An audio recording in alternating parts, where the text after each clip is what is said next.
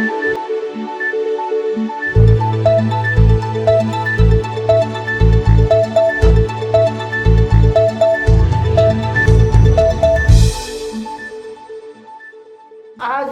अनुवर्तन दिन ना निमित्त आमच्या स्टुडिओमध्ये कवी, नाटककार, समीक्षक, प्राध्यापक डॉक्टर सुरेश खोब्रागडे या आपल्या स्टुडिओमध्ये आलेले आहेत. आपण डॉक्टर बाबासाहेब आंबेडकर आणि वर्तमानकालीन भारतीय वास्तव या विषयावर आपण त्यांना या ठिकाणी चर्चा करण्याकरता बोलवलेलं आहोत. तर आपण सरळ जाऊया. प्राध्यापक डॉक्टर सुरेश साहेब, जय भीम सर. जय भीम, जय भीम, नमोदय.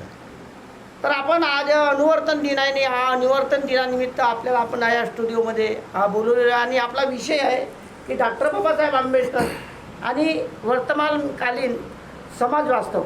माझा या प्रसंगी पहिला प्रश्न राहील की आज देशात शैक्षणिक क्षेत्रात कंत्राटी धोरण येत आहे, बेरोजगारी वाढत आहे, शेतकऱ्यांची हतबलता वाढत आहे, महिलांच्या राजकीय हिताचे कायदे केले जात आहेत. अशा परिस्थितीत डॉक्टर बाबासाहेब आंबेडकर यांच्या विचारांची प्रासंगिकता काय सांगाल आपण आज? सर्वप्रथम मी आयुष्यमान डी जी रंगारी साहेब, संपादक एशियन न्यूज चॅनल यांचे आभार व्यक्त करतो. अनुवर्तन दिनाच्या संदर्भात तुम्हा सर्वांना मनपूर्वक शुभेच्छा देतो. बंधू आणि भगिनींनो, अलीकडला जो काळ आहे हा काळ भयभीतता निर्माण करणारा काळ आहे, हतबलता निर्माण करणारा काळ आहे. आपण अलीकडे पाहतो की शासनाचं कंत्राटी धोरण सुरू झालेलं आहे शिक्षण क्षेत्रामध्ये विशेषतः, आणि आता कंत्राटी पद्धतीनंच शासन पदं भरणार आहेत, शिक्षकांच्या पदभरत्या होणार आहेत. म्हणजे कुठल्या तरी भांडवलदारांना हे कंत्राट द्यायचं आणि अत्यंत असुरक्षितता किंवा आपण ज्याला अस्थिरता म्हणू अशा पद्धतीचं वातावरण देशात निर्माण करायचं, असं हे सगळं विलक्षण चित्र सुरू आहे. तुमचा प्रश्न असा होता की सध्याची जी वर्तमानकालीन परिस्थिती आहे या परिस्थितीमध्ये बाबासाहेबांचे विचार किती महत्त्वाचे आहेत. तुम्हाला हे सगळ्यांना माहिती आहे की डॉक्टर बाबासाहेब आंबेडकरांनी पीपल्स एज्युकेशन सोसायटी या नावाची एक शैक्षणिक संस्था सुरू केली होती आणि त्या संस्थेच्या माध्यमातून मिलिंद महाविद्यालय असो, सिद्धार्थ महाविद्यालय असो किंवा विविध ठिकाणी वसतिगृहे असोत, या पद्धतीनं हे सगळं शैक्षणिक एक वेगळं नवीन परिवर्तनाचं जीवन सुरू केलेलं होतं. ती क्रांती होती खरं म्हणजे. तर बाबासाहेबांच्या डोक्यामध्ये एक विषय होता, एक विचार होता. बाबासाहेबांनी ज्योतिराव फुल्यांनाही आपल्याला गुरुस्थानी मानलं. शाहू महाराजांचेही उपकार बाबासाहेबांवरती होते. फुले असोत किंवा शाहू महाराज असोत किंवा मग स्वतः बाबासाहेब असोत, यांचं धोरण असं होतं की प्राथमिक शिक्षण जे आहे हे विद्यार्थ्यांना मोफत मिळावं आणि त्यातल्या त्यात ते सक्तीचं मिळावं. त्यावर विद्यार्थ्यांवर किंवा पालकांवर खर्च होऊ नये. याचा अर्थ असा होतो की बाबासाहेबांना शैक्षणिक क्षेत्रात आमूलाग्र स्वरूपाची क्रांती करायची होती. त्यामुळे झालं असं की विद्यार्थी शिकायला लागला आणि अलीकडलं जे धोरण आता शासनाचं सुरू झालेलं आहे, कंत्राट स्वरूपाचं हे सगळं जे धोरण आहे, हे धोरण तो जो जुना काळ होता पेशवाईचा, ज्या काळामध्ये विद्यार्थी शिकत नव्हते, आता 1-1 किलोमीटरवर शाळा आहेत तरीही शाळाबाह्य विद्यार्थी असताना आता हे जे नवं धोरण जर सुरू झालं तर बाबासाहेबांनी जो विचार केलेला होता शैक्षणिक क्रांतीचा, ही शैक्षणिक क्रांती कुठेतरी थांबेल, हा एक खोळंबा निर्माण होईल आणि एक नवी पेशवाई, नवी अराजकता आपल्या देशात निर्माण झाल्याशिवाय राहणार नाही. कारण समूहाच्या शाळा जर सुरू झाल्या तर तिथेही ते विद्यार्थी येतीलच असं नाही. त्याच्यामुळे विद्यार्थ्यांना प्राथमिक शिक्षण जे आहे हे सक्तीचं व्हावं आणि मोफत व्हावं, हा जो दृष्टिकोन आहे हा महत्त्वाचा दृष्टिकोन आहे. भांडवलदारांनी जर शाळा चालवणं सुरू केलं तर ते नक्कीच स्वतःचा नफ्या तोटाचा विचार करतील. आणि मी अनेकदा सांगत गेलो आहे की शैक्षणिक क्षेत्र हे नफ्या तोट्याशी संबंधित नाही, ते सेवेचं क्षेत्र आहे. आणि सेवेच्या क्षेत्रामध्ये या क्षेत्रातून सरकारला किती प्रॉफिट मिळतो याचं गणितच सरकारने कधीही करू नये. पण अलीकडल्या काळात जे वातावरण आपल्याला पाहायला मिळतं हे बाबासाहेबांच्या विचारांना, फुल्यांच्या विचारांना, शाहू महाराजांच्या विचारांना कुठेतरी दाबण्याचा प्रयत्न होतो आहे. म्हणून आज प्रासंगिकता अशी आहे बाबासाहेबांच्या विचारांची की त्याच विचारानं अजूनसुद्धा देशाची एक नव्या पद्धतीनं पायाभरणी करावी लागणार आहे. आणि बाबासाहेबांना आपण आधुनिक भारताचे शिल्पकार म्हणतो. मग त्यांनी मगाशी तुम्ही विचारलं की स्त्रियांच्या संदर्भामध्ये आता ते आरक्षणाचं धोरण सुरू झालं आहे. तुम्हाला माहीत असेल की बाबासाहेब आंबेडकरांनी हिंदू कोड बिल मांडलं होतं संसदेमध्ये. आणि त्यावेळेस बाबासाहेब दिल्लीमध्ये होते त्यांच्या निवासस्थानी. त्यावेळेस महिलांनी त्यांच्या घरावर मोर्चा नेला होता. भारतातली ही जी सामाजिक परिस्थिती त्या काळात होती, म्हणजे बाबासाहेबांनी काय म्हटलं होतं की भारतामध्ये जी सतीची चाल आहे, केशवपन आहे, किंवा जे बालपणी बालविवाह व्हायचे, लहानपणीच विवाह व्हायचे, तर ह्या ज्या अनिष्ट चालीरीती होत्या, म्हणजे आपण असं म्हणूया की हिंदू धर्मामध्ये ह्या ज्या प्रथा परंपरा पडलेल्या होत्या ह्या बंद करण्याचा प्रयत्न बाबासाहेबांनी केलेला होता. म्हणून त्यांनी हिंदू धर्माची चिकित्सा केलेली होती, चिकित्सक मांडणी केलेली होती. आणि त्यांनी सांगितलं की ह्या ज्या अनिष्ट चालीरीती आहेत, स्त्रियांना जर सक्षमता प्रदान करायची असेल, स्त्रियांमध्ये जर स्वाभिमान पेरायचा असेल आणि स्त्रियांना स्वावलंबी करायचं असेल तर त्यांच्याकडे आपण लक्ष दिलं पाहिजे असं बाबासाहेबांना वाटत होतं. तुम्हाला एक उदाहरण मला सांगावंसं वाटतं की पठ्ठे बापूराव तमाशे करायचे, त्यांचे जलस्याचे कार्यक्रम व्हायचे. पठ्ठे बापूराव आणि महाराष्ट्रामध्ये त्यांची फार ख्याती होती, फार मोठा कलावंत म्हणून त्यांच्याकडे पाहिलं जायचं. आणि बाबासाहेबांना जलसे खूप आवडायचे. ते म्हणायचे की मला हा एक जलसा माझ्या 10 भाषणाच्या बरोबरीचा असतो. मार्गदर्शन केलं जायचं, प्रबोधन व्हायचं त्या जलशाच्या माध्यमातून. त्यांच्या जलशामध्ये, त्यांच्या तमाशामध्ये पवळाबाई नावाची एक स्त्री नाचायची, पवळाबाई. आणि त्या कार्यक्रमाच्या माध्यमातून पठ्ठे बापूरावांनी एक मोठी रक्कम गोळा केलेली होती. त्यांना असं वाटलं की बाबासाहेब सामाजिक काम करतायत आपल्या राज्यामध्ये, त्यांना आपण काहीतरी आर्थिक मदत केली पाहिजे असं त्यांना वाटलं. आणि त्यांनी एक दिवस एका कार्यक्रमाच्या नंतर बाबासाहेबांना ती सगळी रक्कम देऊ केली. बाबासाहेबांनी ती एकही रक्कम घेतली नाही आणि त्यांना सांगितलं, पठ्ठे बापूराव तुमचा जलसा मी पाहतोय, तुमच्या जलस्याचं काम मला माहिती आहे, तुमचं काम मला माहिती आहे, तुमचं योगदान मला माहिती आहे, पण ज्या तुमच्या तमाशामध्ये पवळाबाई नावाची एक स्त्री नाचते, तिच्या नाचण्यातून उभा झालेला पैसा मी माझ्या चळवळीसाठी घेऊ शकणार नाही. बाबासाहेबांचा स्त्रियांकडे पाहण्याचा कसा दृष्टिकोन होता हे आपल्याला या माध्यमातून दिसून येतं. शेतकऱ्यांचा तुम्ही मगाशी मुद्दा मला विचारत होते. शेतकऱ्यांचं आंदोलन या देशामध्ये 7 वर्ष संप चालला होता. चरीचा संप जो आपण म्हणतो ना सर, 7 वर्ष चालला होता. कोकणामध्ये खोती पद्धती होती. बाबासाहेबांनी या कोकणातल्या खोती पद्धतीला विरोध केला आणि कुळांना जो जाच व्हायचा या खोतांकडून तो जाच कमी करण्याचा बाबासाहेबांनी प्रयत्न केला होता. आणि शेतकऱ्यांना सांगितलं होतं की यांच्या शेतीच करायच्या नाहीत, यांना विरोध करायचा. म्हणजे जे शोषण होत होतं खोती पद्धतीला बाबासाहेबांनी सर्वप्रथम विरोध केला. सुरबानाना टिपणीस असतील किंवा अजून काही मंडळी होती, यांच्या आंदोलनाला बाबासाहेबांनी समर्थन दिलं होतं. 7 वर्ष संप चाललेला होता. म्हणजे शेतकऱ्यांच्या सिंचनाचे प्रश्न मिटावेत असं बाबासाहेबांना त्या काळी वाटत होतं. म्हणून त्यांनी इंदुशीचं एक पुस्तक आलेलं होतं, सोशल इन्शुरन्स अँड इंडिया. या पुस्तकाला बाबासाहेबांची प्रस्तावना होती आणि या प्रस्तावनेमध्ये बाबासाहेबांनी शेतकऱ्यांचा पीक विमा असला पाहिजे असा मुद्दा उपस्थित केलेला होता. यावरून आपल्या असं लक्षात येतं की बाबासाहेबांच्या शेतकऱ्यांकडे बघण्याचा दृष्टिकोन कसा होता हे आपल्या लक्षात येतं. आज सरकार शेतकऱ्यांच्या संदर्भात जे काही धोरण आखत आहे हे काही कायमस्वरूपी त्यांचं भलं व्हावं असं धोरण नाही. बाबासाहेबांनी त्या काळात नद्याजोड प्रकल्प ही मोहीम सुरू केलेली होती.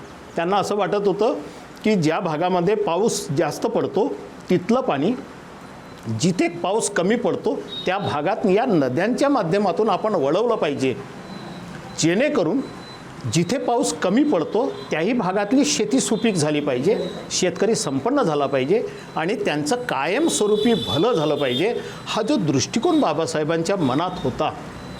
आज अजूनही नद्याजोड प्रकल्प सुरू झालेला नाही, सिंचनाचे प्रश्न अजूनही जसेच्या तसेच आहेत.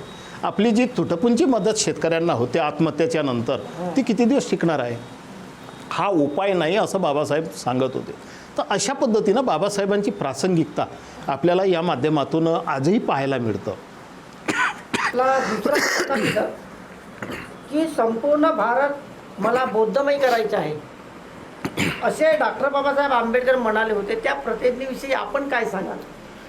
बाबासाहेबांची ही प्रतिज्ञा अत्यंत महत्त्वाची प्रतिज्ञा आहे. कारण सगळ्यांना माहीत होतं की बाबासाहेबांनी म्हटलं होतं की मला संपूर्ण देश बौद्धमय करायचा आहे, बौद्धांचा करायचा आहे. आज आपण पाहतोय सर, बाबासाहेब आंबेडकरांनी बुद्ध धम्माची दीक्षा दिल्यानंतर ज्या वेगामध्ये बुद्ध धम्म वाढू लागला होता, ते वेग आता अलीकडल्या काळात आपल्याला दिसत नाही.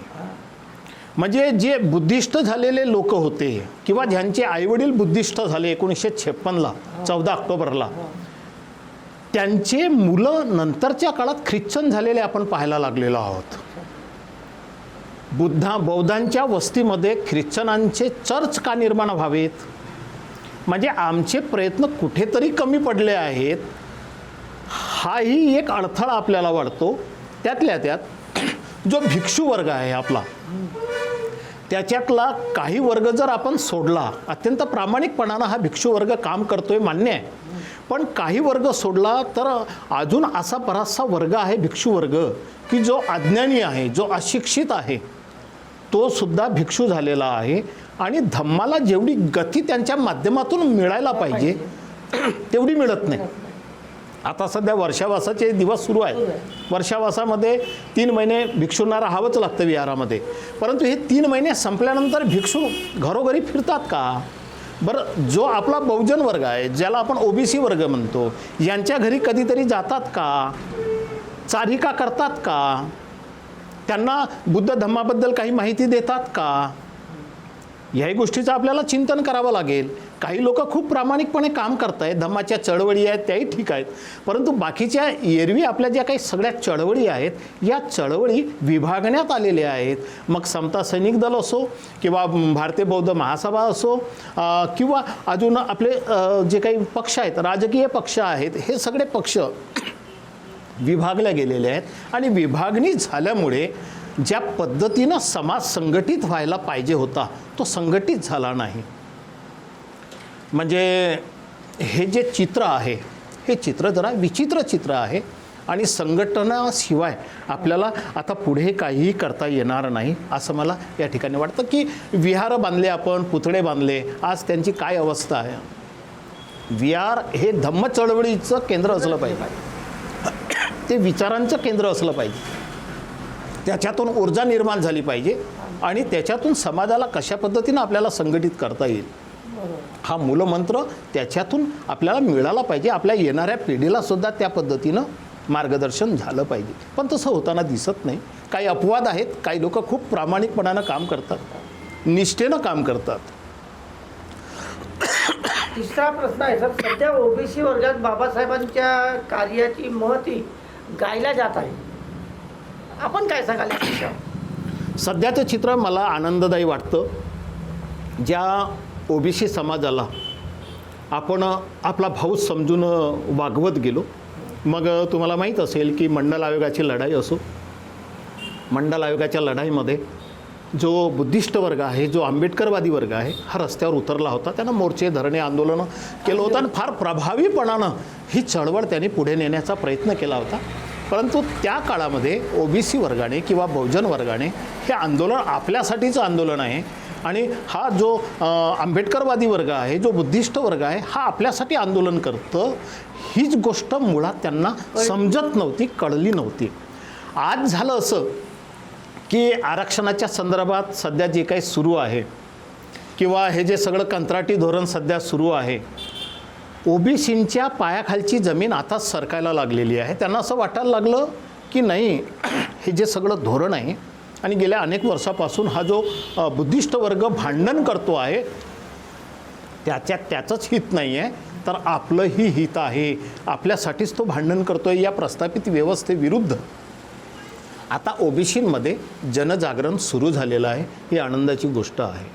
कारण त्यांना 340वी कलम बाबासाहेबांनी आपल्यासाठी लिहिली, याचा आता प्रत्यय येऊ लागलेला आहे. बाबासाहेब आंबेडकरांनी कायदा मंत्रिपदाचा राजीनामा आपल्यासाठी दिला, हे सुद्धा आता त्यांना कळू लागलेलं आहे. बऱ्याच गोष्टींची झड त्यांना आता पोचू लागलेली आहे.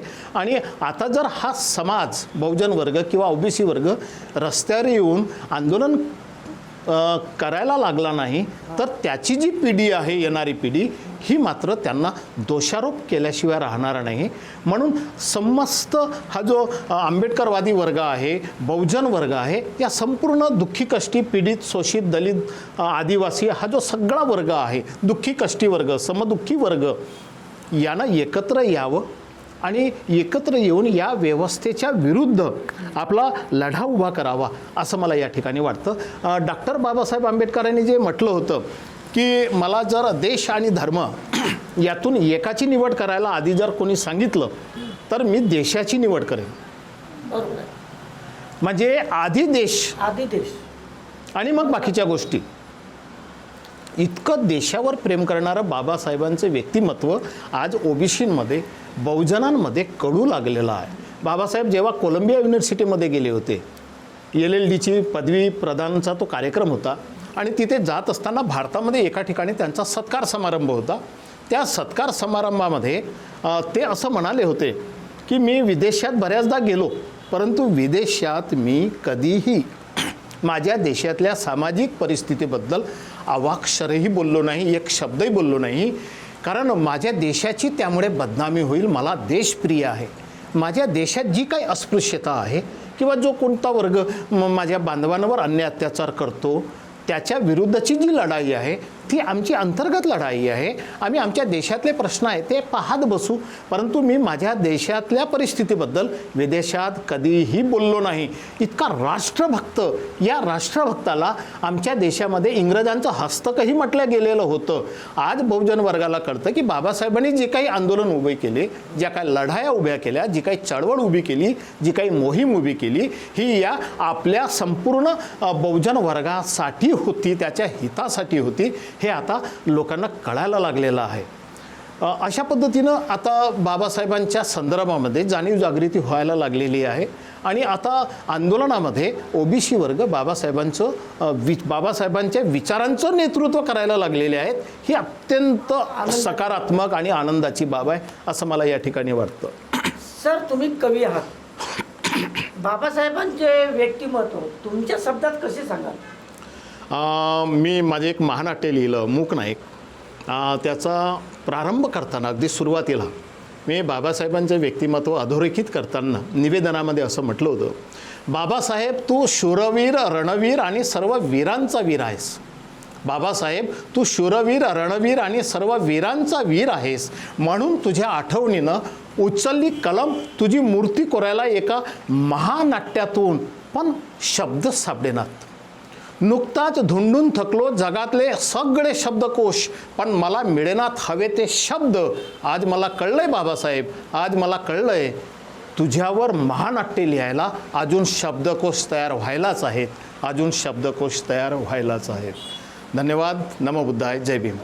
तर हे होते कवी, नाटककार, समीक्षक प्राध्यापक डॉक्टर सुरेश खोब्रागडे, की ज्यांनी आज निवर्तन दिनानिमित्त बाबासाहेबांच्या विचारांना आजचं धोरण याविषयी या ठिकाणी आमच्या एशियन न्यूज चॅनलच्या स्टुडिओमध्ये येऊन आपली वेळ दिली. त्याबद्दल एशियन न्यूज चॅनलतर्फे संपादक DG रंगारी, मी स्वतः यांचे आभार मानतो. धन्यवाद सर. आपण असेच आमच्या चॅनलला वेळोवेळी भेट देत चला आणि जो वैचारिक खाद्य आहे तो वैचारिक खाद्य आपल्या प्रेक्षकांना आपल्या चॅनलच्या माध्यमातून आपण पोहोचवण्याचा प्रयत्न करू. धन्यवाद. जय भीम. जय भीम. नमो बुद्धाय.